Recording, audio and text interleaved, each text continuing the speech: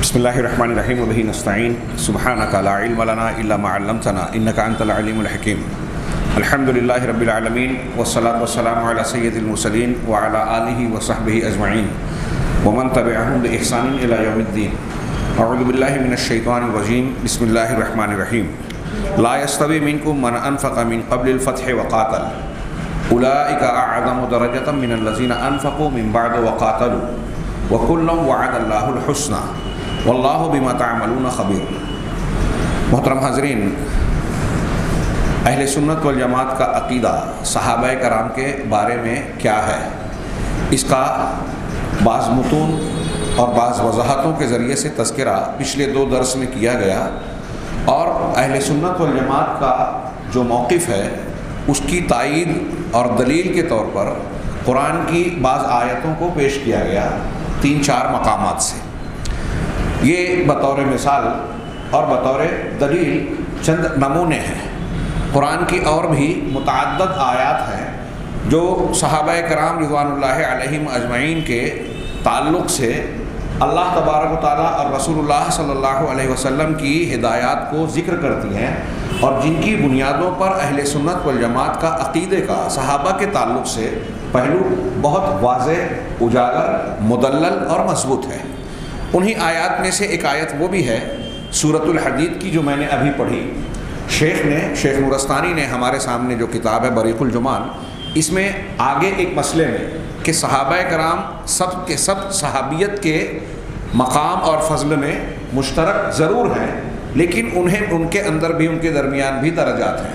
یہ بحث ہم وہاں پڑھیں گے، لیکن اس آیت کے ایک ٹکڑے سے استدلال میں کر کے آگے انہوں نے 3 حدیثیں پیش کی ہیں، اس پر گفتگو کرنا چاہوں گا۔ اس آیت میں اللہ تبارک و تعالیٰ نے خود ارشاد فرمایا کہ لا یستوی منکم من انفق من قبل الفتح وقاتل، فتح مکہ سے پہلے تم میں سے جن لوگوں نے خرچ کیا، اللہ کے راستے میں انفاق کیا اور قتال کیا، جنگ کی، وہ ان کے برابر نہیں ہو سکتے جن لوگوں نے اولئکا، جن لوگوں نے پہلے کیا یہ انفاق اور قتال، یہ اور بعد والے بڑے برابر نہیں ہو سکتے۔ اولئکا اعظم درجۃ من الذین انفقوا من بعد وقاتلوا، یہ لوگ جنہوں نے فتح مکہ سے پہلے، جب اسلام کو ضرورت تھی، جب قربانی دینا زیادہ سخت معاملہ تھا، شدت کے حالات تھے، مشقت کی بات تھی، اس وقت جن لوگوں نے خرچ کیا، قتال کیا، یہ اعظم درجۃ، درجے کے اعتبار سے کہیں عظیم ہیں، بڑھ کر ہیں ان لوگوں کے مقابلے میں جنہوں نے فتح مکہ کے بعد انفاق یعنی خرچ اور قتال کیا۔ اللہ نے آگے جو جملہ کہا میں اسے یہاں پیش کرنا چاہتا ہوں اپنے پچھلے مضمون سے جوڑ کر۔ اللہ کہہ رہا ہے وَكُلًّا وَعَدَ اللَّهُ الْحُسْنَى، اللہ نے ان تمام سے الحسنہ کا وعدہ کیا ہے۔ حسنہ حسن کا اسم تفضیل ہے، بہترین چیز کا، بہترین بدلے کا۔ ہاں، بعض اہل علم نے بعض مقامات پہ جو حسنہ آیا ہے اس کی تشریح تفسیر کی ہے جنت سے۔ اللہ تبارک و تعالیٰ اس آیت میں فرما رہا ہے کہ جو فتح مکہ کے پہلے مسلمان ہوئے، قتال و انفاق کیا، اور جو بعد میں ہوئے، پہلے والے زیادہ فضیلت والے ہیں، بالکل صحیح ہے، بعد والے ان سے کم درجے والے ہیں، یہ بھی درست ہے، لیکن دونوں سے اللہ نے حسنہ کا وعدہ کیا ہے۔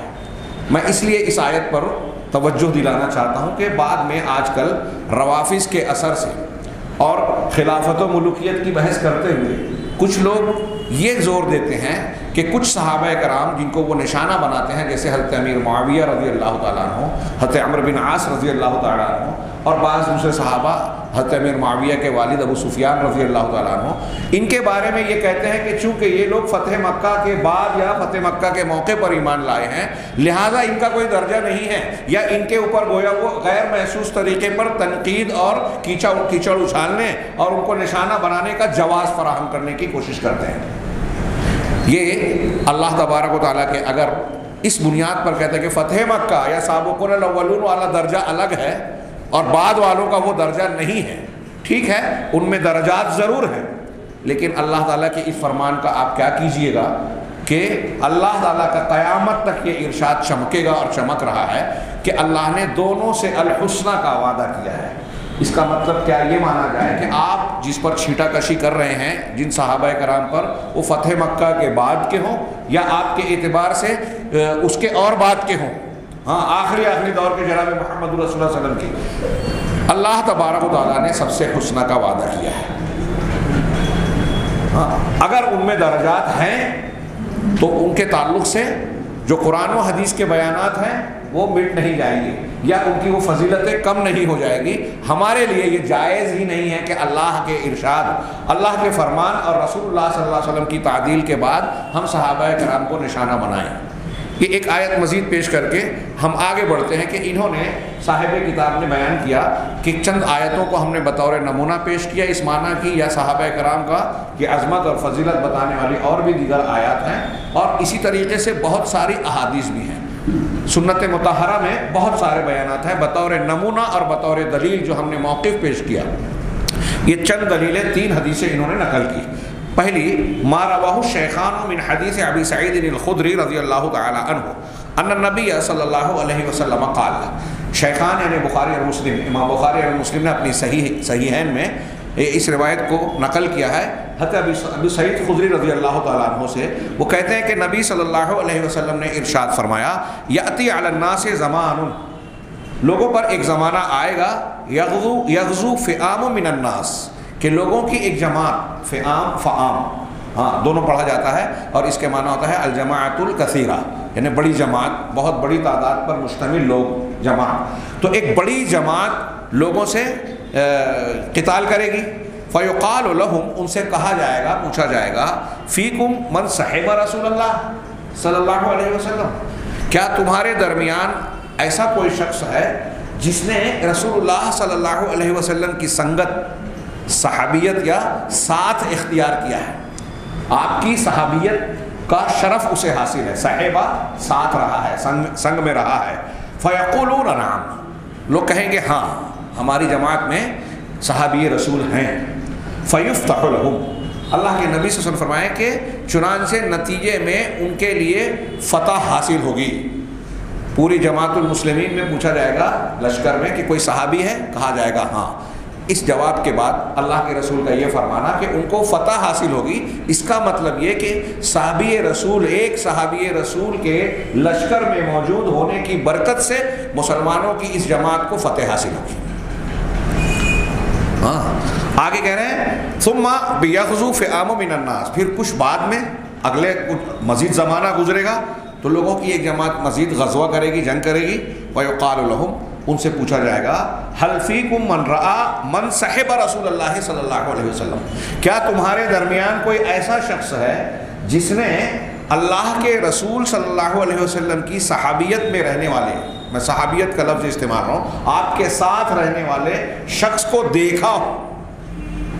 پہلے صحابی کی بات تھی پہلے والے جملے میں، اب دوسرے جملے میں یہ دیکھا جائے گا کہ صحابی کی شاگردی یا ان کی رویت کا شرف حاصل جس کو ہے، ایسا کوئی شخص ہمارے درمیان ہے کیا؟ صحابی سے جس نے ملاقات کی ہو، دیکھا ہو ایمان کی حالت میں، اسے تابعی کہتے ہیں اصطلاح میں۔ مطلب کوئی تابعی ہے، صحابی کا شاگرد ہے، تو کہا جائے گا فیقولون نعم، تو کہیں گے ہاں۔ فیفتح لہم، لہذا ان کو فتح ملے گی۔ نبی صلی اللہ علیہ وسلم اپنے عہد مبارک میں یہ بات فرما رہے ہیں، یعنی یہ بات جو کہہ رہے ہیں یہ مستقبل کی بات ہے، یعنی آپ کی خبر ہے، پیشن گوئی ایک بات۔ اس میں صحابہ اور پھر صحابہ کے بعد تابعین کی فضیلت بھی معلوم ہو رہی ہے۔ ہاں ثم یغزو فئام من الناس، پھر اس کے بعد ایک زمانہ آئے گا کہ کچھ ایک بڑی جماعت مزید قتال کرے گی، غزوہ کرے گی۔ پوچھا جائے گا حل فیکم من رآ من صحب رسول اللہ صلی اللہ علیہ وسلم، کیا تم میں کوئی ایسا شخص ہے جس نے اس شخص کو دیکھا ہے جس نے صحبت اختیار کی ہے، سنگت اختیار کی ہے اس شخص کی جس نے رسول اللہ صلی اللہ علیہ وسلم کی صحابیت اختیار کی، یعنی تابعی کو دیکھا کیا؟ کوئی ایسا شخص ہے، یعنی تبع تابعی۔ کہا جائے گا ہاں ان کو اس پر فتح ملے گی۔ یہ روایت یہاں پوری ہوتی ہے، یہ صحیح بخاری صحیح مسلم کی حدیث ہے۔ اس میں نبی کریم صلی اللہ علیہ وسلم کی صداقت کی دلیل ہے کہ آپ نے اپنے عہد مبارک میں بعد کے آنے والی ایک چیز کی خبر دی اور بعد میں ایسا ہوا، تو یہ آپ کی نبوت کی دلیل بھی ہوئی، یہ نمبر 1۔ نمبر 2، اس سے جو اب ہمارا مقصود ہے یہ پتہ چل رہا ہے کہ ایک صحابی کی موجودگی سے اللہ تبارک و تعالیٰ کی جانب سے مسلمانوں کو مدد اور نصرت ملے گی اور ان کو فتح نصیب ہوگی۔ صحابی کی بھی فضیلت ہے، پھر اس کے بعد صحابی کے بعد تابعی کا بھی یہی معاملہ ہوگا، ان کی وجہ سے، ان کی برکت سے اللہ فتح دے گا۔ تیسرے نمبر پر تبع تابعی، ان میں سے کوئی ایک شخص لشکر میں موجود ہوگا، ان کی برکت سے اللہ تعالیٰ فتح دے گا۔ اس سے یہ عمومی طور سے اہل علم نے مسئلہ لکھا، مسئلہ مستنبط کیا کہ ایک بات تو واضح ہے کہ جو جتنا نیک ہوگا، نیک لوگوں، صالح، جن کے اندر صلاح ہے، تقوی ہے، دینداری ہے، حقیقی دینداری، دکھاوے والی نہیں، میڈیا پر ڈالنے والی نہیں، دل والی، نیت والی، اخلاص والی حقیقی دینداری، اللہ تعالیٰ ان کی مدد کرتا ہے۔ اور ایک آدمی، اگر ایک جماعت میں ایسا ایک آدمی ہو تو اس جماعت کو بھی اس سے فائدہ ملتا ہے۔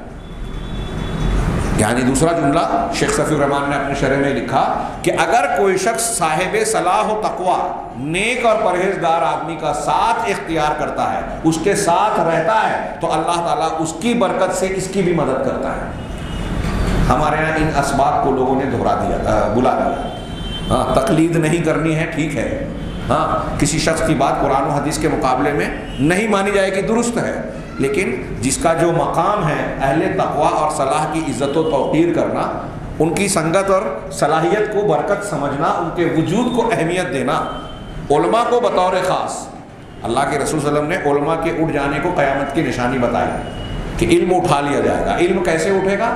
کئی حدیثوں میں ہے بخاری مسلم کی کہ علماء کو اٹھا کر علم اٹھایا جائے گا۔ اس سے سیدھا مطلب یہ نکلا کہ جیسے جیسے علماء کم ہوں گے، قیامت کے آثار، فتنے بڑھتے جائیں گے۔ علم کا وجود علماء کے وجود سے ہے، اور علماء کے وجود سے فتنے رکتے ہیں، یہ قرآن و حدیث کہہ رہی ہیں۔ ہمارے ہاں ان کی قدر و قیمت نہیں ہے۔ بہرحال یہ ایک چیز معلوم ہوئی کہ صحابہ کرام رضوان اللہ علیہم اجمعین کا یہ مقام ہے کہ یہاں اب آپ حدیث کا سیاق و سباق دیکھ رہے ہیں کہ لشکر میں یہ سوال کیا جائے گا کہ ایک صحابی، ایسا کوئی ایک شخص ہے کہ ہمارے اندر جس نے اللہ کے رسول صلی اللہ علیہ وسلم کی صحبت اختیار کی، سنگت اختیار کی؟ کہا جائے گا ہاں، اس میں کوئی نام نہیں ہے، کوئی تعین نہیں ہے، یہ بات نہیں ہے کہ بعد کے مسلمان ہیں یا پہلے کے ہیں، ملوکیت والے ہیں کہ خلافت والے ہیں، حضرت علی کے گروہ سے ہیں یا حضرت امیر معاویہ رضی اللہ تعالیٰ عنہ کے گروہ سے ہیں۔ جو بھی صحابی ہو، اگر ایک صحابی ہو، اللہ تبارک و تعالیٰ اس کی برکت سے فتح نصیب کرے گا۔ کتنی کلیئر، کتنی صاف اور صریح بات ہے جو اچھے دانشوروں کو سمجھ میں نہیں آتی، جنہوں نے ایک حق کے خلاف، قرآن و حدیث کے خلاف ایک موقف تراشا، اہل سنت والجماعت سے ہٹ کر ایک مزاج اور مسلک بنایا۔ اب اس مسلک کو ماننا ہے تو اب اس مسلک کو صحیح قرار دینے کے لیے قرآن حدیث کے جو نصوص ان کے آڑے آتے ہیں اس کو یا تو رد کر دیتے ہیں یا تعویل کرتے ہیں یا آنکھیں بند کر لیتے ہیں۔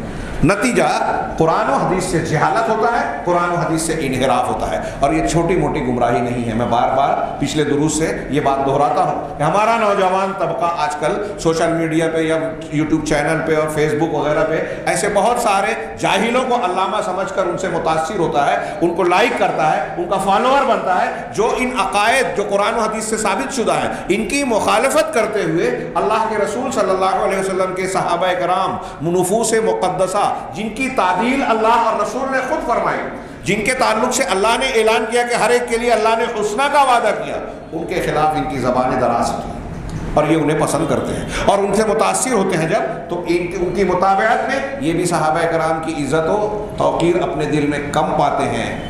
میں نے بار بار کہا کہ صحابہ کرام کی اگر ہم نے جرح کی، ان کو مجروح کیا، تو ہمارا پورا کا پورا دین جو ہے وہ متاثر ہوتا ہے۔ پورے دین کے راوی صحابہ کرام ہی ہیں، اور اللہ رسول صلی اللہ علیہ وسلم نے ان کی تعدیل فرمائی ہے۔ جب ان کو ہم نے غلط ٹھہرا دیا، اس کا مطلب ہم اللہ کی بات بھی نہیں مان رہے ہیں، رسول کی بات بھی نہیں مان رہے ہیں، اور یہ جو اللہ کے رسول پیشین گوئی کر رہے ہیں کہ ایک صحابی کے وجود سے اللہ کی طرف سے یہ برکت ملے گی، اب وہ کوئی بھی صحابی ہو، آپ تاریخی واقعات کچھ بھی بیان کریں کہ فلاں تاریخی واقعہ ہوا، اس میں آپ گھما پھرا کے کسی صحابی کی غلطی کو ڈھونڈ کے اس کو غلط بتانے کی کوشش کریں، جیسا کہ آج کل کچھ لوگ کر رہے ہیں تاریخی روایات کی بنیاد پر، تو تاریخی روایت کو آپ اہمیت دیں گے یا اللہ اور رسول کے فرمان کو اہمیت دیں گے؟ اگر وہ صحیح بھی ہے تو اس کے صحیح ہونے کا علم اللہ اور رسول کو پہلے سے تھا، اللہ تعالیٰ کو پہلے سے تھا۔ نبی کریم صلی اللہ علیہ وسلم اپنے بات کی پیشین گوئی فرما رہے ہیں، تو کیا اللہ تبارک و تعالیٰ کی طرف سے نہیں ہے؟ کیا اللہ تعالیٰ علیم و خبیر نہیں ہے؟ کیا اللہ کو یہ معلوم نہیں تھا کہ صحابہ کرام سے بعد میں کیا کیا واقعات سرزد ہونے والے ہیں؟ اس کے باوجود اللہ تعالیٰ رضامندی کا اظہار فرما رہا ہے، تو پھر ہم کو کیوں دقت ہے؟ ہم کیوں اس میں قابلیت کا مظاہرہ کر کے صحابہ کرام کی شخصیات میں، سیرت میں، زندگیوں میں کیڑے نکالنے کی ایسی کوشش کرتے ہیں جو قرآن و حدیث کی صریح مخالفت کا معنی رکھتی ہے واضح طور پہ؟ آگے بڑھتے ہیں دوسری روایت، ما رواہ شیخان من حدیث عبداللہ ابن مسعود رضی اللہ تعالیٰ عنہ، وہ روایت جسے شیخان یعنی بخاری مسلم نے عبداللہ ابن مسعود رضی اللہ تعالیٰ عنہ کی حدیث سے نقل کیا۔ انہوں نے کہا سئل رسول اللہ صلی اللہ علیہ وسلم ای الناس خیر، رسول اللہ صلی اللہ علیہ وسلم سے پوچھا گیا، سوال کیا گیا کہ لوگوں میں سب سے بہتر، سب سے اچھے لوگ کون ہیں؟ یہ روایت آپ نے بہت بار سنی ہے، لیکن اسے دین اور شریعت کی دلیل کے طور پر، صحابہ اور دین اور شریعت کے اصولوں کو اختیار کرنے کے ایک قاعدے کے طور پر آپ اس کو دماغ میں بٹھا لیں۔ یہ جو میں روایت پڑھ رہا ہوں اگرچہ آپ نے بہت بار سنی ہے، لیکن میں یہ عرض کرنا چاہتا ہوں یہ روایت اس کو آپ ایک پیمانہ بنا لیں، معیار بنا لیں۔ صحابہ کا مقام و مرتبہ بھی اس سے طے ہوتا ہے، اور روئے زمین کی جتنی بدعات ہیں، روئے زمین پر قیامت تک جتنی بدعات پیدا ہوں گی اور ابھی تک ہو چکی ہیں، سب کا آپ اس ایک حدیث سے رد کر سکتے ہیں۔ جیسے میں نے کہا تھا الیوم اکملت لکم دینکم کی ایک آیت سے رد کر سکتے ہیں، اور ایسی کئی دلیلیں ہیں۔ وہ کیا ہے روایت؟ اللہ کے رسول صلی اللہ علیہ وسلم سے پوچھا گیا لوگوں میں سب سے بہتر کون ہے؟ آپ نے جواب دیا قرنی، میرا قرن یعنی میرا زمانہ۔ نبی کریم صلی اللہ علیہ وسلم کے عہد مبارک کو آپ نے فرمایا کہ سب سے بہترین زمانہ۔ اب سب سے بہترین آپ اپنے زمانے کو کہہ رہے ہیں، پھر آپ نے کہا ثم الذین یلونہم، پھر وہ جو اس کے بعد ہیں، ثم الذین یلونہم، پھر وہ جو اس کے بعد ہیں۔ اب اللہ کے رسول کے وفات کے بعد صحابہ کا دور چل رہا ہے، صحابہ کے دور کے بعد تابعین کا دور، ثم الذین یلونہم، پھر اس کے بعد ان کے بعد کے یعنی تابعین کا، ثم یجیء قوم، پھر ایک قوم آئے گی، تبدر شہادت احدہم یمینہ، ان کی شہادت یعنی گواہی ان کے قسم پر سبقت کرے گی، تبدر یمینہ شہادتہ، اور ان کی قسم ان کی گواہی پر، گواہی قسم پر اور قسم گواہی سے آگے بڑھے گی، یعنی لپک لپک کر بڑھ بڑھ کر قسمیں کھائیں گے، گواہیاں دیں گے، گواہی دینے کی ضرورت نہ ہو تب بھی گواہی دینے کے لیے آگے بڑھیں گے، جہاں گواہی مطلوب نہیں ہے وہاں گواہی دیں گے۔ یہ گواہیاں دینا اور اس طرح بڑھ بڑھ کر قسم کھانا اس کی مذمت ہے۔ یہ اس معنی میں ہے کہ جو لوگ بلا ضرورت قسمیں کھاتے ہیں، بلا ضرورت گواہیاں دینے کی کوشش کرتے ہیں، اس بات کی علامت ہوتی ہے کہ وہ قسم اور گواہی کی اہمیت کو نہیں سمجھتے، اس پر توجہ نہیں دیتے، اور اس میں سچ اور جھوٹ کی آمیزش سے بھی گریز نہیں کرتے۔ آج ہم دیکھ رہے ہیں صحابہ اور تابعین اور تابعین کے بعد کا یہ دور، اللہ کے رسول صلی اللہ علیہ وسلم فرما رہے ہیں کہ اب جھوٹ جب ہوگا اور لوگ بڑھ بڑھ کر شہادتیں اور گواہیاں دینا چاہیں گے، کہیں اگر ضرورت ہے تو وہاں گواہی نہ دینا جرم ہے۔ اور وہ دوسری روایت ہے کہ اللہ کے رسول صلی اللہ علیہ وسلم نے شہادت مقام، گواہی دینے کے مقام پر گواہی دینے والے کی تعریف کی ہے، یہاں مذمت کی ہے، وہاں اس کی تعریف کی ہے جہاں ضرورت ہو، یہاں اس کی مذمت کی ہے جہاں بلا ضرورت آدمی بڑھ بڑھ کر قسم اور شہادت پیش کرنے کی کوشش کرتا ہے۔ حدیث کا جو ماحصل ہمارے موضوع سے متعلق ہے کہ نبی کریم صلی اللہ علیہ وسلم فرما رہے ہیں کہ بہترین زمانہ میرا، پھر وہ جو اس کے بعد، پھر وہ جو اس کے بعد، پھر وہ اس کے بعد۔ یہ اس کو اس حدیث کی روشنی میں کہتے ہیں کہ یہ ابتدائی تین زمانے، چار زمانے جو ہیں، تین زمانے ہیں، یہ قرون مشہود لہا بالخیر، یہ لفظ استعمال کیا جاتا ہے، مشہود لہا بالخیر، یہ وہ زمانے ہیں جن کی خیر ہونے کی گواہی دی گئی ہے۔ اور کہاں سے گواہی دی گئی ہے؟ زبان رسالت علیہ السلام سے، جس سے غلط بات نکل ہی نہیں سکتی تھی۔ اللہ کے نبی صلی اللہ علیہ وسلم نے ان زمانوں کو بعد کے زمانوں کے مقابلے میں سب سے بہتر قرار دیا۔ اب سب سے بہتر کا مطلب کیا؟ کیوں کہا سب سے بہتر؟ کون سے اعتبار سے؟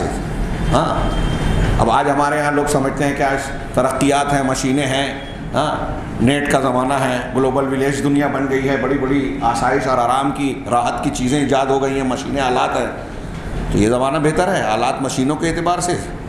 تاریخ کا سب سے ترقی یافتہ دور، چمکدار، جس کی راتیں بھی دن کی طرح چمکنے لگی ہے، اجالا ہو گیا ہے، اس کی وجہ سے خیر ہے یا کوئی اور وجہ سے؟ سیدھی سی بات ہے، خیر بمانا دنیا اور آخرت کی سعادت کے جو جوہر ہیں، بنیادیں ہیں، اور وہ ہے ہدایت، نیکی، عقیدہ، عبادت، عمل، روحانیت، اخلاق کے اعتبار سے۔ اور آگے جو بتا رہے ہیں کہ اس کے بعد جھوٹ نکلے گا، لوگ بڑھ بڑھ کر قسمیں کھائیں گے، شہادتیں دیں گے، اس کا مطلب یہ کہ یہ خیریت کے خلاف بات ہے، بھلائی اور اچھائی کے خلاف بات ہے کہ آدمی جھوٹ بولے، بلا وجہ قسمیں کھائے، بلا وجہ گواہیاں دے، الزام تراشیاں کرے، یہ خیر کے خلاف بات ہے۔ صحابہ، تابعین، تابعین کے زمانے میں یہ چیزیں نہیں ہوگی، یہ رسول اللہ صلی اللہ علیہ وسلم کی گواہی ہے۔ اب آپ نے جب اپنے زمانے کے لوگوں کو سب سے بہتر کہا، اس کا مطلب یہ کہ آپ کے زمانے اور آپ کے بعد کے زمانے کے لوگوں کو زبان رسالت سے یہ سرٹیفکیٹ مل رہا ہے کہ ان کا عقیدہ سب سے صحیح عقیدہ ہے، ان کا منہج سب سے صحیح منہج ہے، ان کی عبادات، ان کے طور طریقے سب سے صحیح ہے۔ یہی وجہ ہے کہ امام مالک رحمہ اللہ کا بہت مشہور فرمان ہے، جو میں نے عرض کیا کہ دنیا روئے زمین کی ہر بدعت اس سے رد ہوگی۔ امام مالک کہتے ہیں کہ اگر اللہ کے رسول صلی اللہ علیہ وسلم اور صحابہ کے زمانے میں جو دین تھا آج بھی وہی دین ہے، جو اس زمانے میں دین نہیں تھا وہ آج بھی دین نہیں ہو سکتا، چاہے اسے لوگ اچھا سمجھیں۔ اللہ تعالیٰ نے فرمایا، قرآن کی آیت پڑھی انہوں نے، الیوم اکملت لکم دینکم واتممت علیکم نعمتی ورضیت لکم، اللہ نے دین مکمل کر دیا، اب وہ مکمل ہو چکا۔ اب اگر بعد میں کوئی نیا کام کوئی ایجاد کر رہا ہے، اس میں قرآن پڑھ رہا ہے، شب برات میں رات بھر نمازیں پڑھ رہا ہے، ہاں رات کو لائٹنگ اور یہ وہ دنیا کی باتیں کرنے کے بعد کوئی اجتماعی طور سے قرآن خوانی کر رہا ہے، کوئی اجتماعی طور سے عبادات کر رہا ہے، کوئی احمد تجانی سے، احمد رفاعی سے، اور کسی فلاں بزرگ سے، شیخ عبد القادر جیلانی کے حوالے سے، اہل بیت کے حوالے سے ایسی روایتیں پیش کرتا ہے جو پہلے کے لوگ نہیں جانتے تھے، انہوں نے بعد میں تراش لیا اور اس کی بنیاد پر دین میں کوئی نیا حکم، نیا ورد، نئی عبادت، نئی دعا پیش کرتا ہے۔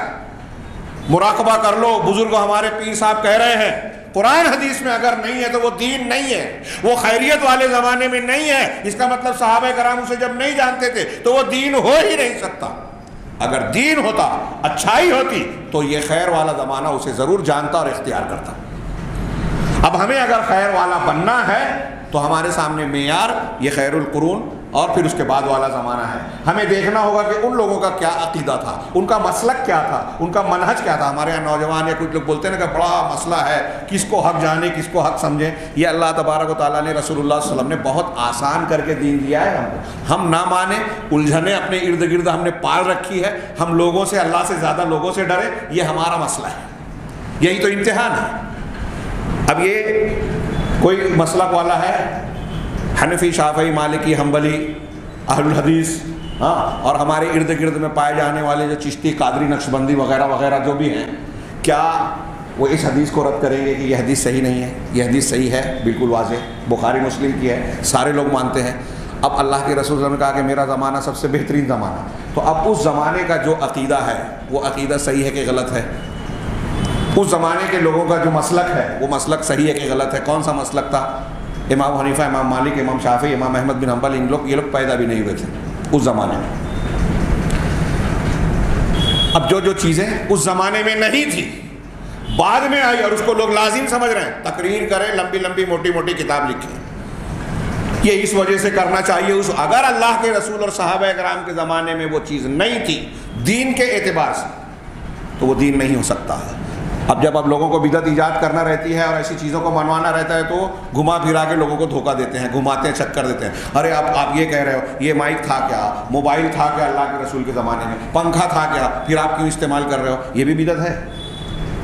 یہ دنیا کی چیزیں ہیں، دین نہیں ہے، عبادات نہیں ہے، یہ فریب دیا جاتا ہے۔ بطور دین ہم بات کر رہے ہیں، اللہ اور رسول اللہ صلی اللہ علیہ وسلم نے جو چیز بیان کر دی، دین وہی ہے، دین کا مصدر وہی ہے۔ اگر اس قرآن و سنت سے کسی چیز کی تائید نہیں ہو رہی ہے تو کتنا بڑا بزرگ بھی اس کو انجام دے رہا ہو، پانی پہ چلے، ہوا میں اڑے، آگ میں کھیلے کودے، فلاں وضو سے فلاں نماز پڑھے، زندگی بھر ایک ہی وضو اس کا نہ ٹوٹا ہو، کتنا بھی فضیلت والا آدمی ہو، اگر اس کا عمل ہے اور اللہ کے رسول صلی اللہ علیہ وسلم کی سند نہیں ہے، صحابہ سے اس کی سند نہیں ہے، تو وہ دین نہیں ہو سکتا۔ یہ موٹا سا سبق لوگ سمجھنے کو تیار نہیں۔ منہج اور عقیدے میں گمراہی سے بچنے کا ایک موٹا سا اصول اللہ کے رسول نے دیا، بہت سارا گہرا اور تفصیلی علم اگر آپ کو نہ ہو، یہ اصول بنا لیجیے کہ جو صحابہ کرام مانتے تھے ہم بھی وہی مانیں گے، جو ان کا عقیدہ تھا ہم بھی وہی اختیار کریں گے، جو ان کا منہج تھا ہم وہی اختیار کریں گے، جیسے انہوں نے رسول اللہ صلی اللہ علیہ وسلم کی پیروی کی، جیسے انہوں نے قرآن کی تفسیر کی، جیسے انہوں نے اللہ کے نبی صلی اللہ علیہ وسلم کی عبادات کی اتباع کی، جیسے انہوں نے نماز پڑھی، جیسے انہوں نے روزہ رکھا، جیسے انہوں نے حج کیا، جیسے انہوں نے معاملات کیے، ہم بھی ویسے ہی کریں گے۔ تو بتائیے ہم نجات پائیں گے کہ نہیں پائیں گے؟ نجات پائیں گے کہ نہیں پائیں گے؟ علامہ احسان علیہ ظہیر رحمہ اللہ پوچھتے تھے کہ اگر کوئی تقلید وغیرہ پہ آپ سے بحث کرتا ہے تو اس سے سوال کرو کہ سیدنا ابوبکر صدیق نے جتنا دین مانا، جیسا دین مانا، اگر ہم ویسا اور اتنا ماننے کی کوشش کریں تو ہم کامیاب ہوں گے کہ ناکام ہوں گے؟ اب اگر وہ تقلید یا کسی بزرگ پرستی، شخصیت پرستی کی بات کر رہا ہے تو ہاں بولا تو بھی جواب نہیں بن پڑے گا، اس کو پھنس جائے گا، نہ بولا تو بھی پھنسے گا۔ اتنا دین اگر اختیار کرنا کافی ہے، ہاں بولتا ہے، تو اب یہ جو بعد میں چیزیں لوگوں نے ایجاد کی کہ فلاں کی تقلید کر لو، فلاں کا دامن تھام لو، فلاں بزرگ سے جڑ جاؤ، فلاں سلسلے پہ بیعت ہو جاؤ، یہ سب نہیں تھا، ابوبکر صدیق نے نہیں کیا، کوئی ضرورت نہیں پڑے گی۔ اور اگر یہ کہے گا کہ نہیں اتنا دین کافی نہیں ہے تو حضرت ابوبکر صدیق رضی اللہ تعالیٰ عنہ کے دین کو ناقص کہہ رہا ہے، جن کو بہت سے دلائل کثیرہ سے یہ ثابت ہے کہ امت محمدیہ میں بلکہ علی الاطلاق تمام انبیاء کرام علیہم السلام کے بعد سب سے افضل شخصیت سیدنا ابوبکر صدیق کی ہے، روافض کے علاوہ پوری امت یہ مانتی ہے۔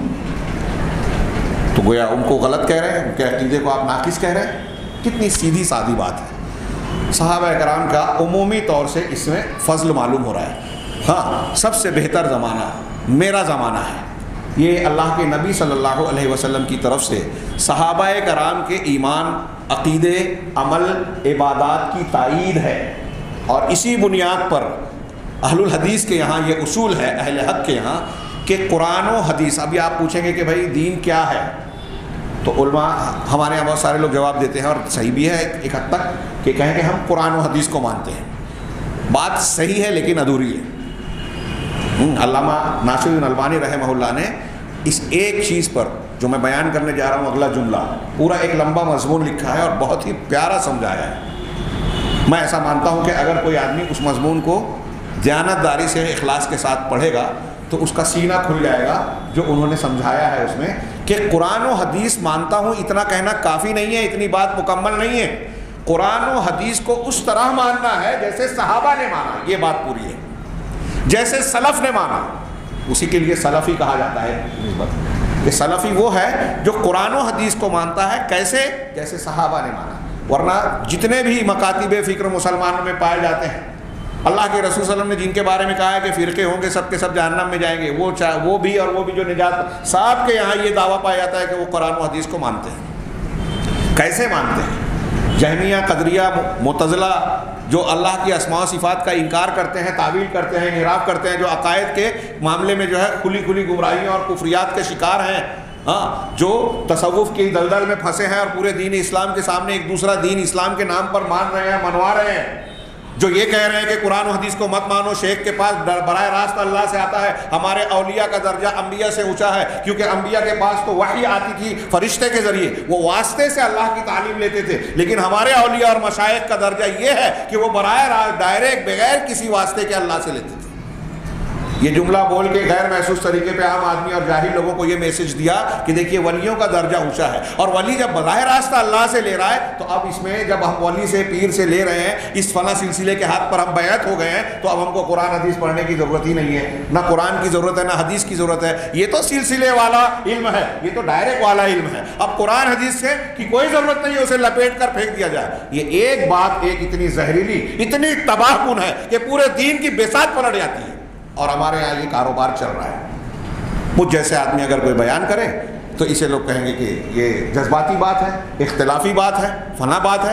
جی نہیں، یہ منہجی بات ہے، یہ ضروری بات ہے، اور مسلمانوں کی اصلاح اس کے بغیر ممکن ہی نہیں ہے کہ آپ صحیح عقیدہ اور صحیح منہج کو پہلے جانیں، اس کو قبول کریں، اور اس صحیح عقیدے کے جاننے ماننے کا ایک بہترین راستہ ہے خیر القرون قرنی، خیر الناس قرنی، ای الناس خیر قال قرنی، یہ الگ الگ الفاظ میں ہے، تو خیر القرون والا نام نہیں، خیر الناس والا لفظ ہے حدیث میں، سب سے بہترین میرا زمانہ، پھر اس کے بعد والا، پھر اس کے بعد والا، پھر وہ لوگ جو اس کے بعد آئیں گے، ثم یجیء قوم۔ یہ چار زمانے کی خیریت کی آپ نے گواہی دی، اب اس میں یہ عرض کرنا چاہتا ہوں جو اہل سنت والجماعت کا موقف ہے صحابہ کے بارے میں کہ ہم سب کے لیے خیر کی شہادت دیتے ہیں، سب سے محبت کرتے ہیں، ان سے ان کی تولیت اختیار کرتے ہیں، کسی ایک سے بھی براءت کا اظہار نہیں کرتے، کسی ایک پر بھی جو ہے زبان تان دراز نہیں کرتے، تان و تشنی نہیں کرتے۔ اور آج ہمارے ہاں نوجوان بہت سارے ایسے لوگوں کو سن رہے ہیں جو صحابہ کرام کو برا بھلا کہتے ہیں۔ اگر ان کی بات آپ نے مانی تو اللہ کے رسول صلی اللہ علیہ وسلم کی یہ بات آپ رد کر رہے ہیں۔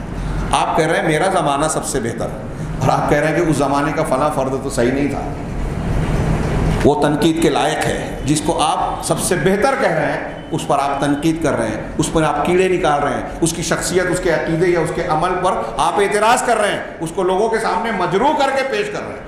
اللہ کے رسول صلی اللہ علیہ وسلم قیامت تک کے لوگوں کے لیے یہ بیان کر رہے ہیں نا۔ اب اگر کوئی یہ کہے جیسے روافظ کہتے ہیں، ان کے لیے ان کے یہاں ڈیری جرت اور جسارت ہے کہ جب قرآن کی آیت اور حدیث آڑے آئی تو کہہ دیا کہ اللہ تعالیٰ کو پہلے معلوم نہیں تھا کہ صحابہ کرام بعد میں ایسے ہونے والے ہیں۔ اِنَّ لِلَّهِ وَإِنَّا إِلَيْهِ راجعون، یہ اللہ تبارک و تعالیٰ کا پہ ایسا الزام ہے کہ اگر اس کو کوئی مانتا ہے تو وہ کھلا کھلا کافر ہو جائے گا۔ اللہ تعالیٰ کا علم تمام چیزوں کو گھیرے ہوئے ہے، بال برابر چیز، بال کا لاکھواں حصہ بھی ماضی، حال، مستقبل، سمندر میں ہو، زمین کی تہ میں ہو، آسمانوں میں ہو، ہمارے دل میں ہو، خون میں ہو، درخت کی جڑ میں ہو، جڑ کی بال میں ہو، کوئی چیز ایک لمحے کے لیے اللہ سے چھپی نہیں ہے۔ اور کوئی یہ کہے کہ اللہ کو معلوم نہیں تھا، رسول اللہ صلی اللہ علیہ وسلم کی وفات کے بعد صحابہ کرام ارتداد اختیار کرنے والے ہیں، معلوم نہیں تھا، سب مرتد ہو گئے، یہ ایسا ماننا صریح کفر ہے، میں ایسا جانتا ہوں، سمجھتا ہوں۔ کیونکہ ایسا کہنا اللہ تعالیٰ کے علم، قرآن کی وہ آیات، ساری احادیث جس میں صحابہ کرام کی خیریت اور بہترین زمانوں کا تذکرہ کیا گیا، جیسے یہاں اللہ کے رسول صرف اپنے زمانے کی بات نہیں کر رہے ہیں، اپنے بعد اور اس کے بعد کی بھی بات کر رہے ہیں، اور اس کے بعد جو فتنہ فساد آئیں گے اس کا بھی ذکر کیا، اور قیامت تک کے فتنوں کو بتایا، دجال کا خروج ہوگا یہ بھی بتایا، عیسیٰ علیہ السلام کا نزول ہوگا یہ بھی بتایا، سورج مغرب سے نکلے گا یہ بھی بتایا۔ یہ ساری چیزیں کچھ ہو چکی ہیں، کچھ ہونا ہے، اور جو آپ نے فرمایا ضرور ہوگا، کیونکہ وہ اللہ کی طرف سے بولتے تھے۔ یہ ہمارا عقیدہ ہونا چاہیے۔ دوسری یہ حدیث ہے جس میں میں صرف ایک جملہ کہہ کے آگے بڑھوں کہ اس حدیث کی میں آپ دیکھیں کہ کسی صحابی، کسی خاص شخصیت کی تعین نہیں ہے کہ رسول اللہ صلی اللہ علیہ وسلم چند لوگوں کے بارے میں، خاص لوگوں کے بارے میں، جیسے آیت میں سابقون الاولون کا ذکر تھا، سابقون الاولون کا صرف ذکر نہیں ہے، پہلی والی اور دوسری جو ہم حدیث پڑھ رہے ہیں دونوں میں ہم دیکھ رہے ہیں کہ عمومی بات کہی گئی کہ اس زمانے کے لوگ سب سے بہتر، پھر اس کے بعد سب سے بہتر۔ یہی وجہ ہے، آپ سلف میں دیکھیں گے، یہ ابھی ہم نے امام طحاوی کا، شیخ امام بربہاری، اور میں نے بتایا تھا کہ اسلاف کا آپ اگر اقوال دیکھیں، ہاں حضرت عبداللہ ابن مبارک سے کسی نے پوچھ لیا تھا کہ عمر بن عبدالعزیز رحمہ اللہ زیادہ فضیلت والے ہیں یا خالد ابن ولید رضی اللہ تعالیٰ، یہ ان کا مقام مرتبہ بتانے کی کوشش کی، تو حضرت عمر بن عبدالعزیز عبداللہ بن مبارک نے کیا جواب دیا کہ خالد بن ولید اللہ کے راستے میں جو نکلے، ہاں، اور اس نکلنے میں آپ کے ناک کے نتھنے میں ایک گرد و غبار کا ایک تنکا ذرہ جو گیا، وہ ذرہ جتنا ہے بھی عمر بن عبدالعزیز اس درجے کو نہیں پا سکتے۔ مقام صحابیت یہ ہے۔ ایسے اقوال صحابہ کے، تابعین کے، تبع تابعین کے، ائمہ کرام کے اگر پیش کریں تو میں نے کہا تھا اس سے پہلے کے درس میں موٹی کتاب بن جائے گی۔ صحابہ کا مقام لوگوں نے سمجھا ہی نہیں ہے، جانا ہی نہیں ہے۔ بات کا کوئی کتنا بھی اعلیٰ مقام پر پہنچ جائے وہ صحابیت کے درجے کو نہیں پہنچ سکتا، ادنا درجے کو بھی۔ ہاں، اگلی روایت ہم دیکھتے ہیں تو یہ عمومی بات ہے، تمام صحابہ کرام کو یہ فضیلت خیریت کی حاصل ہے جو زبان رسالت سے حاصل ہوئی۔ تیسری حدیث ما رواہ شیخان عن ابی سعید الخدری رضی اللہ عنہ، شیخان بخاری اور مسلم نے حضرت ابو سعید خدری رضی اللہ تعالیٰ عنہ سے ہی روایت کی، پہلی والی بھی انہی سے تھی۔ وہ کہتے ہیں کہ کانا بین خالد بن ولید و بین عبد الرحمن بن عوف شیء فصبہ خالد، کہ حضرت خالد بن ولید اور حضرت عبد الرحمن بن عوف رضی اللہ عنہما دونوں کے درمیان کچھ واقعہ، جھگڑا ہو گیا، کوئی معاملہ ہو گیا، ہاں، چنانچہ نتیجے میں حضرت خالد بن ولید نے انہیں برا بھلا کہہ دیا، سب و شتم، گالی گلوچ، برا بھلا کہنا، تو انہیں کچھ برا بھلا کہہ دیا۔ حضرت خالد بن ولید رضی اللہ تعالیٰ، دونوں صحابی، لیکن حضرت عبد الرحمن بن عوف سابقون الاولون میں سے ہیں، عشرہ مبشرہ میں سے، اور حضرت خالد بن ولید فتح مکہ کے قریب اسلام لائے، صلح حدیبیہ کے بعد اسلام لائے۔ فقال رسول اللہ صلی اللہ علیہ وسلم، جب آپ کو پتہ چلا تو اللہ کے رسول صلی اللہ علیہ وسلم نے فرمایا لا تسبوا احدا من اصحابی، میرے صحابہ میں سے کسی ایک کو بھی. اب یہاں قابل غور بات یہ ہے کہ آپ کس سے کہہ رہے ہیں؟ جس سے آپ کہہ رہے ہیں وہ خود بھی صحابی ہے. خالد ابن ولید رضی اللہ تعالیٰ عنہ نے حضرت عبد الرحمن بن عوف کو بھلا برا کہہ دیا، سخت و سست کہہ دیا، ہاں، اور آپ ان کو تنبیہ کر رہے ہیں، ان کو ڈانٹ رہے ہیں.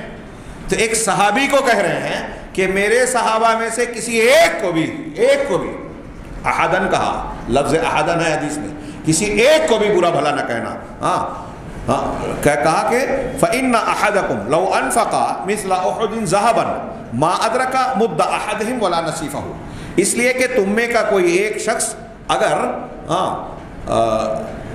احد پہاڑ کے برابر سونا بھی خرچ کرے تو صحابہ کرام کے ایک یا آدھے مد کو نہیں پہنچے گا. ایک مد آدھے سے پون کلو کے درمیان بیٹھے گا آج کے وزن میں. ایک سا جو ہے وہ 5-5.5 امداد کا جو ہوتا ہے، رتل مد یہ سب اوزان ہیں، تو 2.5 کلو 3 کلو 2.25 کلو کے قریب ایک سا ہے، اس کا 1/4 یا 5واں حصہ جو ہے وہ مد ہے. تو اب ایک مد اگر صحابہ کرام نے خرچ کیا ہے، رسول اللہ صلی اللہ علیہ وسلم فرما رہے ہیں کہ تم بعد والے، حضرت خالد بن ولید بعد کے صحابی ہیں، تو صحابہ کے بعد والے ہم اور آپ جو ہیں، یا بعد میں تابعین تابعین قیامت تک کے لوگ وہ تو بدرجہ اولا اس میں شامل ہوں. انہوں نے جو ایک احد پہاڑ کے برابر سونا بھی اگر خرچ کیا تو ان کے ایک مد اور آدھے مد کے برابر، احد پہاڑ کے برابر سونا. احد پہاڑ دیکھا ہے آپ نے؟ آج تو نیٹ کا اور ایسا زمانہ ہے کہ جو نہیں جا سکا وہ تصویروں میں دیکھ لیتا ہے. ایک لمبا سلسلہ ہے احد پہاڑی کا، مدینہ کے اطراف میں موجود ہے، جو لوگ جاتے ہیں وہ دیکھتے ہیں. اگر اس کا ایک ٹکڑا ایک پہاڑ بھی لو تو تھوڑی دیر کے لیے تصور کیجئے، وقت نہیں ہے، میں صرف غور کرنے کے لیے کہہ رہا ہوں، آپ توجہ دیجئے کہ ہم میں سے کوئی شخص یا جو آج بڑے بڑے جن کا نام آتا ہے کہ وہ ہندوستان میں یا دنیا کے اندر اتنے امیر ترین لوگوں میں سے ممتاز لوگ ہیں، 10 لوگ ہیں، 5 لوگ ہیں، ان میں سے کسی کو آپ ایک کو لیجئے، کوئی ایک کے پاس احد پہاڑ کے برابر سونا ہو سکتا ہے کیا؟ ہمارے اور آپ کے پاس تصور ہو سکتا ہے؟ اول تو احد پہاڑ کے برابر سونا آ جائے یہ محال ہے، دنیاوی زندگی میں بہت مشکل ہے، ناممکن نہیں کہہ رہا ہوں، تقریباً محال سا ہے. اگر آ گیا کسی انسان کے پاس تو کیا آپ تصور کرتے ہیں کہ وہ احد پہاڑ کے برابر سونا خرچ کرے گا؟ کسی کے پاس آ جائے تو پورا کا پورا خرچ کرے گا؟ نہیں کرے گا، ہے نا.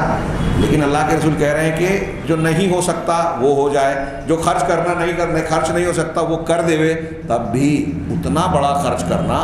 صحابہ کرام میرے صحابہ میں سے جو ایک مد اور آدھا مد خرچ کیا ہے وہ نہیں، اس کے درجے کو نہیں پہنچ سکتا. کیوں؟ غور کیجیے، یہ صحابہ کرام رضوان اللہ علیہم اجمعین کا درجہ، ان کا عقیدہ، جس موقع پر انہوں نے نیکیاں کی، موقع محل کی بہت اہمیت ہوتی ہے. آپ خرچ کرنے کے مقام پر جب خرچ کریں گے تو اس کا درجہ زیادہ ہوگا. جو مقام نہیں ہے وہاں خرچ کریں گے تو ہو سکتا ہے وہ نیکی ہو لیکن اس سے کم ہوگا. یہ اسی حدیث سے دلیل لیجیے.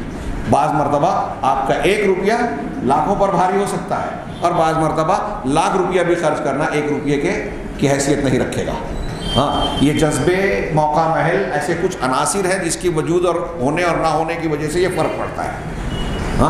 ایک آدمی مرنے کے وقت خرچ کر رہا ہے نا، بخاری مسلم ہی کی غالباً حدیث ہے، صحیح روایت ہے کہ ایک آدمی کے پاس موت آئے اور وہ کہنے لگے یہ فلاں کے لیے، یہ فلاں کے لیے، یہ فلاں کے لیے. بخاری مسلم کی جو بھی حدیث ہو صحیح حدیث ہے کہ تو اللہ کے رسول نے فرمایا کہ اب کوئی فائدہ نہیں ہے، اب تو فلاں کا یہ ہو چکا، مرنے لگو تو اللہ کے راستے میں خرچ کرو. اب تمہیں دکھ رہا ہے کہ میرے کام کا نہیں ہے تو اللہ کے راستے میں. جب آپ کو ضرورت ہو، آپ کو استعمال کرنے کی قوت ہو کہ مجھ کو فائدہ اور لذت مل سکتی ہے، مجھے ضرورت ہے، اس کے باوجود آپ کسی ضرورت مند پر خرچ کر کے اس کو ترجیح دو، یہ ہے نیکی، یہ ہے قربانی، یہ ہے جذبے کی بات. سابقون الاولون نے اس موقع پر اللہ کے رسول صلی اللہ علیہ وسلم کی آواز اور دعوت پر لبیک کہا جب اچھے لوگوں کے پیتے پانی ہو رہے تھے. بڑے بڑے جگر گوشوں کو یارہ نہیں تھا کلمہ پڑھنے کا، ہاں ایسے موقع پر ساتھ دینا ابتدائی دور میں. تھوڑی دیر کے لیے سوچئے کعبہ مکہ میں جو ابتدائی دور تھا, ایک آدمی اشہد ان لا الہ الا اللہ و اشہد ان محمد رسول اللہ کہتا تھا, پورا مکہ ٹوٹ پڑتا تھا, لہو لہان کر دیتا تھا. چھوٹی بات تھی. آج ہم بہت بہادر بنتے ہیں, ہاں, اور کوئی سچی بات چھوٹی سی بات رہتی ہے تو ہم فلاں مصلحت کی وجہ سے خاموشی اختیار کر لیتے ہیں. اپنے آپ پر غور کریں. صحابہ کو دیکھیں کس طریقے سے جو سابقون الاولون نے ایمان کا اعلان کیا. پھر انبیاء کو دیکھیں, اعلان کیا, بتوں کو توڑا, آنکھوں میں فرعون نمرود جیسے لوگوں کی آنکھوں میں آنکھیں ڈال کے بات کر رہے ہیں, دعوت پیش کر رہے ہیں, معلوم ہے. اور کوئی چھوٹا موٹا اختلاف نہیں, ایسے دین کو رد کر رہے ہیں جو ان کے باپ دادا سے چلا آ رہا ہے. معمولی بات نہیں ہے. جو جتنا عقیدے میں پختہ ہوتا ہے اتنا بہادر ہوتا ہے, اور انبیاء سے زیادہ بہادر کوئی نہیں ہوتا. انبیاء کے بعد صحابہ کرام سے بہادر اور بہتر آپ کو کوئی نہیں ملے گا. بہرحال یہاں اللہ کے رسول کی روایت کو پورا کریں کہ وہ کہہ رہے ہیں کہ میرے صحابہ نے جو ایک مد آدھا مد خرچ کیا ہے, بعد کے لوگ اگر تم لوگ اس کا ایک احد پہاڑ کے برابر سونا خرچ کرو گے تو اس کے درجے کو نہیں پہنچے گا. اب آگے صاحب کتاب تبصرہ کر رہے ہیں. فَإِذَا كَانَ سَيْفُ اللَّهِ تَعَالَى خَالِدُ بن الولید وغیرہ ممن اسلم بعد الحدیبیہ, جب سیف اللہ حضرت خالد کا لقب اللہ کی تلوار, جب سیف اللہ خالد بن ولید اور ان کے علاوہ وہ دوسرے لوگ جنہوں نے حدیبیہ کے صلح کے بعد ایمان لایا, جو ایمان لائے صلح حدیبیہ کے بعد, یہ لوگ ہاں ان کا بہت سارا عمل ہاں عبد الرحمن بن عوف اور ان کے جیسے ان صحابہ کرام کو جو پہلے اسلام لائے ان کے درجے کو نہیں پہنچ سکتا. پھر سے جملہ کو میں اپنے الفاظ میں دہراؤں کہ خالد بن ولید اور ان جیسے صحابہ جنہوں نے صلح حدیبیہ کے بعد ایمان کو قبول کیا, ان کا بہت سارا عمل عبد الرحمن بن عوف اور ان جیسے پہلے ایمان لانے والوں کے بہت تھوڑے عمل کے درجے کو نہیں پہنچ سکتا. خالد بن ولید اور یہ بھی صحابہ ہیں, ان صحابہ کا عمل ان صحابہ کے مقام کو نہیں پہنچ سکتا, ان کا زیادہ عمل ان کے کم کو نہیں پہنچ سکتا. تو کہا کہ مع ان الکل تشرف بصحبتہ صلی اللہ علیہ وسلم, حالانکہ ان تمام صحابہ کرام نے بعد والے ہو پہلے والے سب کو رسول اللہ صلی اللہ علیہ وسلم کی صحبت کا شرف حاصل ہوا. فکیف بمن لم یحصل له الشرف الصحبۃ شرف الصحبہ بالنسبۃ لاولئک الاخیار, تو ان کا کیا معاملہ ہوگا جن لوگوں کو صحبت رسول اللہ صلی اللہ علیہ وسلم کی صحابیت کا شرف حاصل نہیں ہوا ہے. ہاں, ان اخیار کے مقابلے میں ان کا کیا مقام اور درجہ ہوگا, ہمارا اور آپ کا کیا لینا دینا ہوگا. اور یہ جو الٹے سیدھے لوگ آج کل صحابہ کرام کے خلاف جو ہے اپنی زبانیں دراز کرتے ہیں, لان تان اور تشنیع کرتے ہیں, کیڑے نکالنے کی کوشش کرتے ہیں, کیا ان کی کوئی اوقات اور حیثیت ہے, دینی مقام ہے؟ ان کے کردار کو جھانکے تو غلاظت ہی غلاظت نظر آئے گی, اوپر بھی اندر بھی. اور یہ ایسے لوگوں کو کہہ رہے ہیں جن کے بارے میں رسول اللہ صلی اللہ علیہ وسلم کی زبان رسالت یہ کہہ رہی ہے. آگے فقی تو کہہ رہے ہیں ان البون لشاس, دونوں کے درمیان جو فرق ہے بہت زیادہ, زمین و آسمان سے بھی زیادہ ہے. ہاں, ساتوں آسمان اور ساتویں زمین کے درمیان کا فرق ہے. فما ابعد الثرى من الثريا, سرا ثریا سے کتنا دور ہے. ہاں, تحت الثرى جو نیچے ہے زمین کی تہ میں, ثریا آسمان کی بلندیوں میں, دونوں میں کتنا فرق ہے. ہاں, ذالک فضل اللہ یؤتیہ من یشاء, یہ اللہ کا فضل ہے جو اللہ جسے چاہتا دیتا ہے. واللہ ذو الفضل العظیم, اور اللہ بڑے عظیم فضل والا ہے. کہہ رہے ہیں اتنا پیش کرنے کے بعد یہ عرض کر رہے ہیں, یہ بیان کر رہے ہیں کہ صحابہ کرام کی فضیلت بیان کرنے والی احادیث بہت ساری ہیں. ہاں, وہی مذکور, اور یہ کتب فضائل میں موجود ہیں. فضیلت فضائل کی جو کتابیں ہیں ہاں شخصیات کی, اور ان سب میں سر فہرست ہم صحیحان کو پیش کر سکتے ہیں. ان دونوں میں سے امام بخاری امام مسلم رحمہم اللہ نے اپنی اپنی صحیح میں ہاں فضائل صحابہ کا مستقل باب باندھا ہے. فضائل صحابہ کا مستقل باب باندھا ہے, اور اس میں صحابہ کرام کی فضیلت کی روایتیں اپنی شرطوں پر منتخب کر کے روایت نقل کی ہیں, جس میں انہوں نے خلفائے اربعہ یعنی خلفائے راشدین کی فضیلت سے شروعات کی ہے. پھر اہل بیت اور دوسرے صحابہ, کچھ خصوصی اور بعض عمومی فضیلتوں کو جو صحابہ کرام کے لیے واقع ہے اس کا ذکر کیا. میں ایک روایت کا سرسری سے تذکرہ کر کے درس کو سمیٹوں, ان کی آخری بات کہوں گا.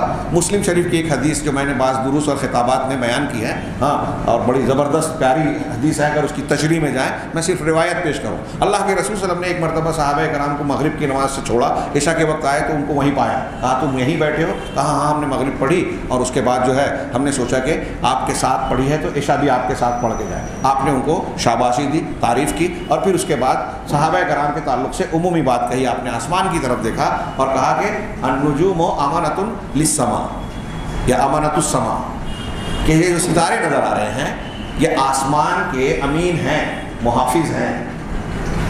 ہاں, جب یہ ستارے چلے جائیں گے فَإِذَا ذَهَبَتِ النُّجُومُ, جب یہ ستارے چلے جائیں گے أَتَى السَّمَاءَ مَا تُوعَدُ, تو آسمان پر وہ چیز آ جائے گی جس کا وعدہ کیا گیا ہے.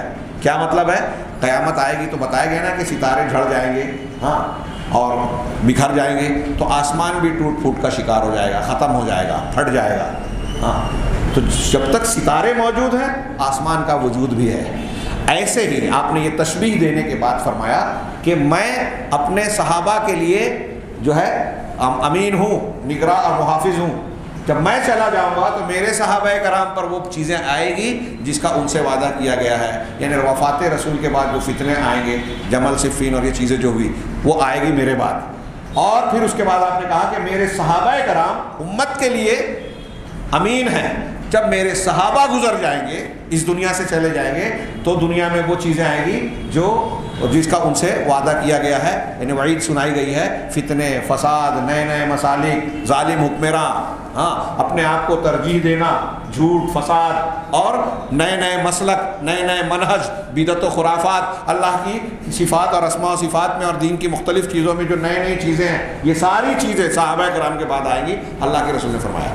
اس سے بھی آپ غور کیجئے کہ بعد والے زمانے میں فتنوں کا ذکر ہے, اور پہلے صحابہ کرام نہ صرف خود بلکہ ان کا وجود امت کے دوسرے لوگوں کے لیے اللہ تعالیٰ نے محافظت کا ذریعہ بنایا ہے. کیسا ان کا مقام ہے. شیخ کہتے ہیں چنانچہ یہ صحیح مسلم کی حدیث ہے جو میں نے پیش کی, فَيَجِبُ تَوَلِّي أَصْحَابَ رَسُولِ اللَّهِ صلی اللہ علیہ وسلم وَمُحَبَّتُهُمْ, کہہ رہے ہیں اس لیے رسول اللہ صلی اللہ علیہ وسلم کے صحابہ کرام سے ولایت, دوستی, ہاں, اور ان کا ساتھ اختیار کرنا, ان سے محبت کرنا واجب ہے.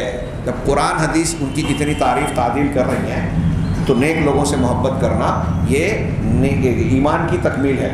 اللہ سے محبت کی تکمیل یہ ہوتی ہے کہ اللہ والوں سے محبت کی جائے. اللہ والوں میں پوری انسانیت میں سر فہرست انبیاء کرام ہے, اور انبیاء کے بعد سر فہرست صحابہ کرام ہے. اگر کسی شخص کو صحابہ کرام سے محبت نہیں ہے, اس کا مطلب اس کی اللہ سے محبت سچی نہیں ہے.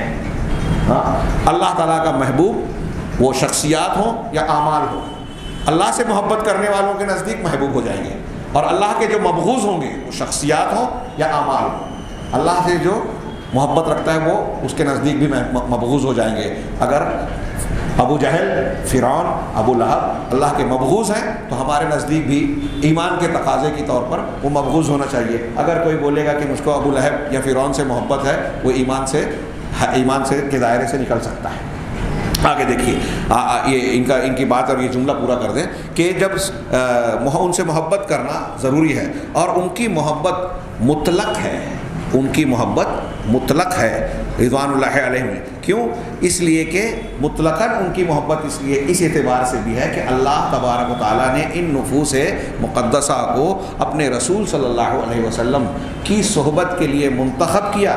یہ صحابہ کرام جو اللہ کے رسول کی سنگت اور صحبت سے مشرف ہوئے, یہ اللہ کا انتخاب ہے. تو یہ خود مطلق طور پر ان کی ایک فضیلت کی بات ہوئی. وَالسَّبْقُ إِلَى الْإِسْلَامِ, اسی طریقے سے وہ دوسروں پوری امت کے مقابلے میں اسلام لانے میں, اسلام کی خدمت انجام دینے میں وہ سبقت اور اولیت رکھتے ہیں, اس لیے بھی ان سے محبت کرنا مطلقاً ہے. اسی طرح رسول اللہ صلی اللہ علیہ وسلم کے ساتھ جہاد کرنا, دعوت دینا, اور جو اللہ تبارک و تعالیٰ نے ان کو علم اور عمل میں فضیلت اور اعلیٰ مقام عطا فرمایا ہے. ہاں, اہل تصوف اور بعض فلاسفہ مناطقہ یہ کوشش کرتے ہیں یہ بتانے کی کہ صحابہ اور عہد اول کے لوگوں کے مقابلے میں ہمارا علم زیادہ ہے. اس پر علماء نے لمبی لمبی تحریریں لکھی. علامہ ابن تیمیہ, علامہ ابن ابلیز اور دوسرے لوگوں نے کتابیں لکھی, اور یہ بتایا کہ صحابہ کرام کا جو علم تھا وہ جڑوں کو گھیرے ہوئے تھا, اور یہ بعد کے لوگوں کا علم جو ہے نا شاخ پتیوں میں الجھا ہوا ہے. وہ جڑوں پر بات کرتے تھے. ہاں, ان کے 2 جملے 4 جملے دوسروں کے بعد والوں کی, آج کل کے لوگوں کی کتاب کے برابر ہوتے ہیں. تو کہا کہ ان کو اللہ تعالیٰ نے علم اور عمل کے میں جو فضیلت عطا فرمائی, چنانچہ وہ انبیاء کرام کے بعد تمام زمانوں میں, نسلوں میں سب سے بہترین لوگ ہیں, اور اپنی اس امت میں اپنے نبی کے بعد سب سے بہترین طبقہ، سب سے بہترین جماعت ہے۔ ہاں، یہ پہلا باب انہوں نے پیش کیا صحابہ کرام سے متعلق اہل سنت والجماعت کے موقف کی دلیلوں کے طور پر۔ اب نمبر ثانیاً انہوں نے کہا کہ اس میں دوسرا نقطے کے طور پر یہ بیان کیا کہ صحابہ کرام اگرچہ شرف صحابیت کے اعتبار سے سب کی فضیلت اور اعلیٰ ترین مقام ہے دوسروں کے مقابلے میں، لیکن خود صحابہ کرام میں مختلف درجات ہیں۔ جیسے انبیاء کرام دنیا میں سب سے بہترین گروہ ہے انسانوں کا، لیکن خود انبیاء کرام میں درجات ہیں۔ انشاءاللہ اگلے درس میں ہم اسے اور اگلے نقطے کو پڑھیں گے۔ اللہ تعالی ہمیں خیر کی توفیق دے۔ وآخر دعوانا الحمدللہ رب العالمین۔ والسلام۔